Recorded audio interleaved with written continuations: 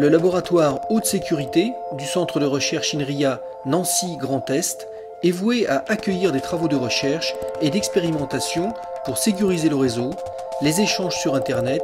et les équipements de télécommunication associés. C'est Frédéric Beck, ingénieur de recherche, qui nous présente le LHS et ses applications. Là aujourd'hui on présente plus particulièrement l'un de nos principaux points de collecte qui est ce qu'on appelle un darknet, c'est-à-dire qu'on va observer un certain nombre d'adresses non utilisées du centre pour essayer de voir qu'est-ce qui se passe sur Internet et plus particulièrement ce qu'on va appeler le bruit,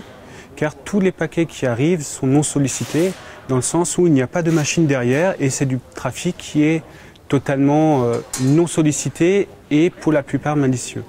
C'est-à-dire qu'on va retrouver principalement de la recherche de cibles qui va nous permettre à nous de savoir qui cherche à mener les attaques, comment cette recherche de cible est menée et surtout quelles sont les tendances du moment, les cibles et les vulnérabilités qui vont être exploitées.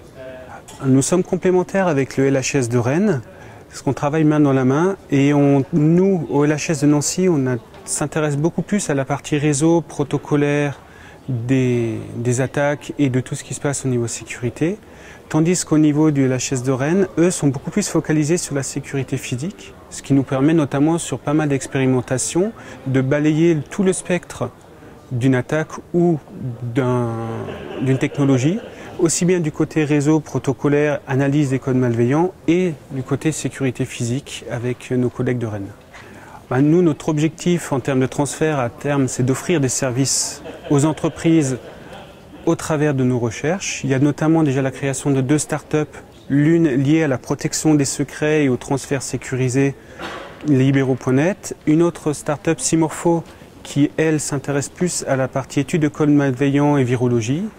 Et derrière, la volonté d'offrir des services aux entreprises, d'héberger des services